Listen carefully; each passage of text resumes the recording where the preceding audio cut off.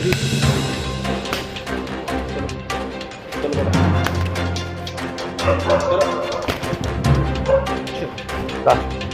आम आदमी अगर उसी वक्त में उसे एक थप्पड़ मारता या गाली देता तो क्या करते? कितने कलम लगा के मुझे अंदर डाल देते, सब कुछ कर देते, मुझे मुजरिम बना देते।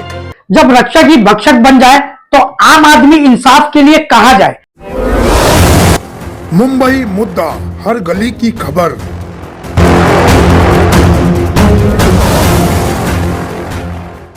जय हिंद दोस्तों, मैं परवेश शेख, मुंबई मुद्दा में आप सभी का स्वागत है। दोस्तों 9 दिसंबर 2023 की रात एक मुंब्रा पुलिस स्टेशन में एक मामला सामने आया। मामला कुछ इस तरीके से था कि एक नागरिक जिनका नाम इकबाल जुबेरी है, वो अपने कजिन भाई के शिकायत के लिए मुंब्रा पुलिस स्टेशन जाते हैं। वहां एक मामूली सी एनसी के लिए जाते हैं, लेकिन उस एनसी को ना लेते हुए मुंब्रा पुलिस स्टेशन के कांस्टेबल, जिनका नाम अभी तक हमें पता नहीं चला है, जब लगभग 2 से 3 घंटा उन्हें मुंब्रा पुलिस स्टेशन में एक एनसी के लिए बिठाया जाता है, उसकी एनसी नहीं ली जाती है।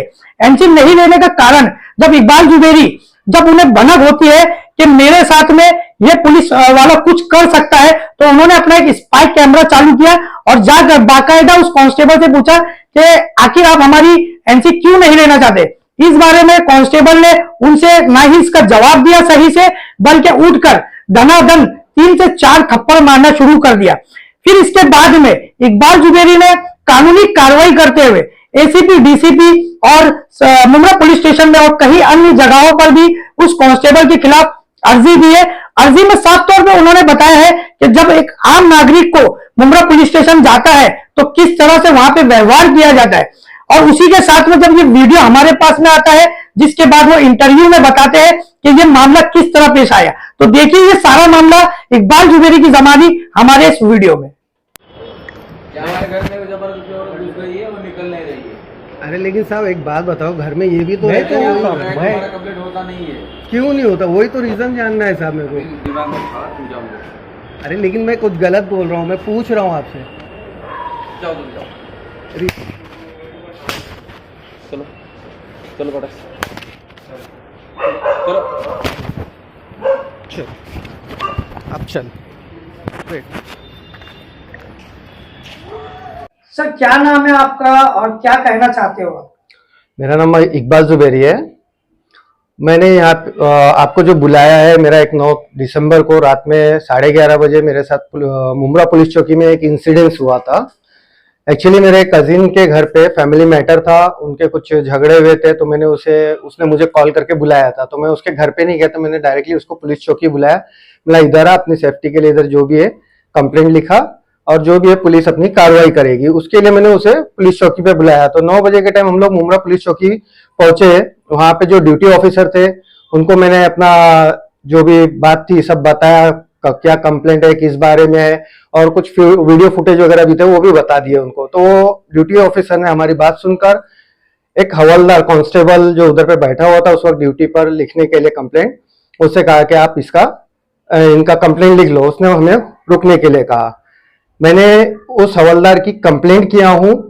वो हवलदार की जो कंप्लेंट किया हूँ, अर्जी में मैंने राजू पवार नाम डाला है। मुझे श्योर नहीं है, कंफर्म नहीं है कि उसका नाम राजू पवार है या कुछ है, लेकिन मैंने अर्जी में राजू पवार डाला हूँ क्योंकि मुझे ऐसा इंफॉर्मेशन मिली थी। किस चीज की अर्जी डाली थी आपने? जो कांस्टेबल उधर पे था उस वक्त ड्यूटी पर, उस कांस्टेबल से जब हमने कंप्लेंट के लिए लिखने के लिए कहा तो उसने हमें बहुत देर 9 बजे से तकरीबन 11:30 बजे तक हमें रुका के रखा। रात के वक्त? हाँ, रात में। सैटरडे का टाइम था, सैटरडे था और 9 दिसंबर की बात थी।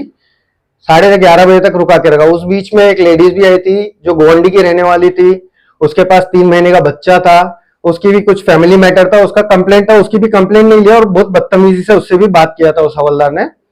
तो जब वो कंप्लेंट नहीं ले रहा था तो मैं खुद बाहर गया, वो लेडीज बाहर गई तो मैं बाहर गया कि आप जाओ घर पे, आपके पास 3 महीने का बच्चा है, आप कल आके ढूंढो जिसे ढूंढना है, या अपने गोवंडी में आप कंप्लेंट करो, ताकि वो ठंडी का टाइम था उसको प्रॉब्लम नहीं हो। मैं ये समझाने के लिए बाहर गया। जब मैं बाहर उस लेडीज से बात कर रहा था, मेरा कजिन आया और तकरीबन 11:25 या 11:30 इस बीच में ही रात में वो मेरे पास आया और मुझे बोला कि एक कांस्टेबल ने उसे बाजू के कमरे में बुलाया और उससे 5,000 की डिमांड करा। बोला भाई के कमरे मतलब कौन से बाजू के कमरे? जहां कंप्लेंट लिखते हैं उसी के बाजू में कोई कमरे में बुलाया, क्योंकि मैं अंदर नहीं था, उसने मुझे बाहर आके बताया। तो बोले उसने बोला कि 5,000 की मतलब मुझे 5,000 रिश्वत दो तो मैं तुम्हारी कंप्लेंट लूंगा और सामने वाले की कंप्लेंट भी नहीं लूंगा। बोलता है गाड़ी चलाने के लिए पेट्रोल तो डालना ही पड़ता है। तो जो मेरा कजिन था वो मेरे पास बाहर आया पुलिस चौकी के और मुझसे कहा, मैंने कहा कोई पैसा वगैरह देने की जरूरत नहीं, ड्यूटी ऑफिसर से अपने बात किए, उन्होंने सब बता दिए है, तो कंप्लेंट लिखने बोलते हैं, चलो अंदर। मैं अंदर गया वापिस और जो कांस्टेबल जो ड्यूटी पे था उनसे कहा कि कंप्लेंट लिखो, तो बोले नहीं कंप्लेंट नहीं लिखूंगा। बोला क्यों? बोले इनकी कंप्लेंट नहीं लिखूंगा। मैंने फिर पूछा इनकी कंप्लेंट क्यों नहीं लिखेंगे, इसके घर पे इनको ऐसा इनके ऊपर कोई भी कुछ इल्जाम लगा सकता है, सामने वाला कुछ भी बोल सकता है, फिर क्या करेंगे उस वक्त, आप जिम्मेदारी लोगे क्या? तो बोले नहीं मैं इनकी कंप्लेंट नहीं लूंगा। तो बोले इनकी वाइफ को भेजो। रात में 11:30 बजे एक लेडीज को बोलता है घर पे आओ, उनके भी 2 महीने 1.5 महीने का बच्चा है, उनका भी छोटा सी बच्चा है। तो बोलते वो लेडीज को बोलते हैं रात को 11:30 बजे कंप्लेंट लिखाने के लिए पुलिस चौकी भेजो। मैं बोला नहीं वो उनको नहीं भेजेंगे, आपको कंप्लेंट उनकी ही लेना पड़ेगी।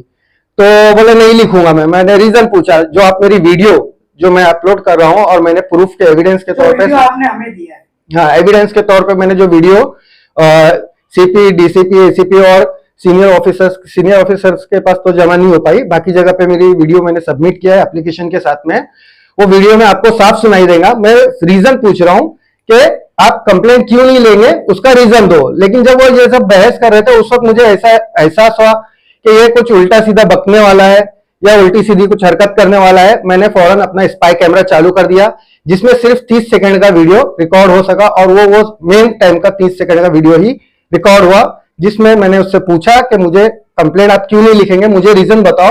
तो बोला तेरे को बताना पड़ेगा क्या? उठ के आकर उसने मुझे डायरेक्ट थप्पड़ मारना शुरू कर दिया। 4 थप्पड़ उसने मारे मुझे। उसके बाद में जब आपको थप्पड़ मारा उसके बाद में आपने फिर क्या किया? फिर मैंने कुछ किया नहीं, मैंने तो मतलब ठीक है, मुझे मालूम था अगर कोई मुझे मालूम है कि अगर कोई मतलब अपना पेशेंस बनाए रखा। बहुत मुश्किल होता है वैसे टाइम पे, अगर मैं उस वक्त कुछ करता तो उल्टा मेरे ऊपर इल्जाम लगा दिए जाते हैं और भी मेरे ऊपर कार्रवाई या कलम लगा के मुझे जेल में डाल दिया जाता, बहुत कुछ होता, मतलब उधर मैं मुजरिम बन जाता था। क्योंकि वो कांस्टेबल है, पुलिस वाला है।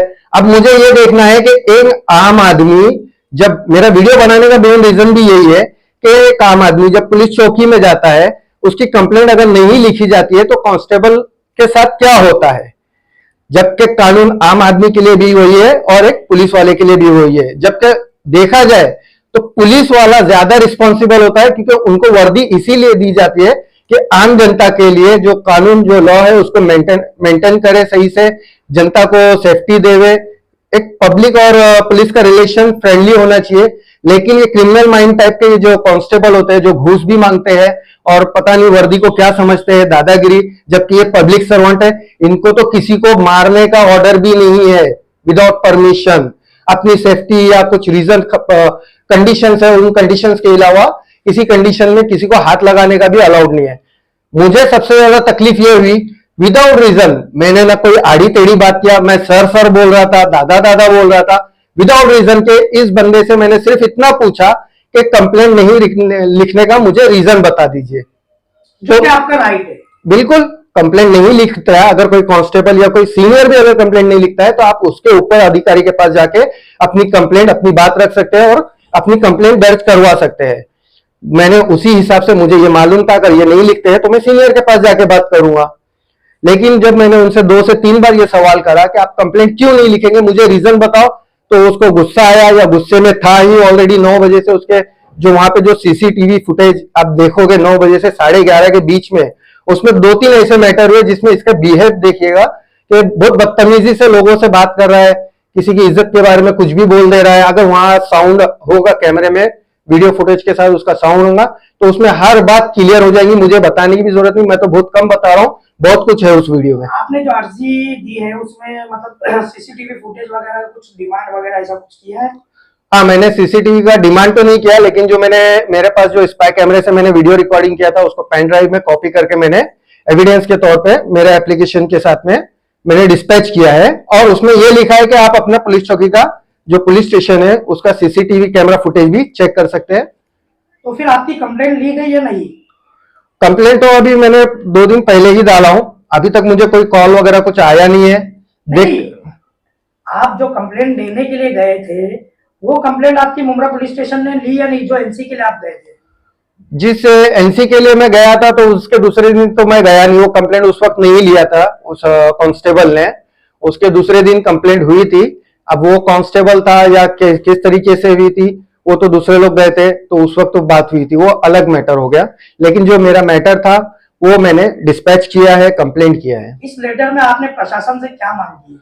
मैंने साफ मांग किया है कि जो एक आम आदमी के साथ अगर वो बोलते हैं कि भाई उनसे गलती हो गई, 15 दिन के लिए छुट्टी करके घर पे बिठा दो, तो कोई मतलब नहीं है उस बात का।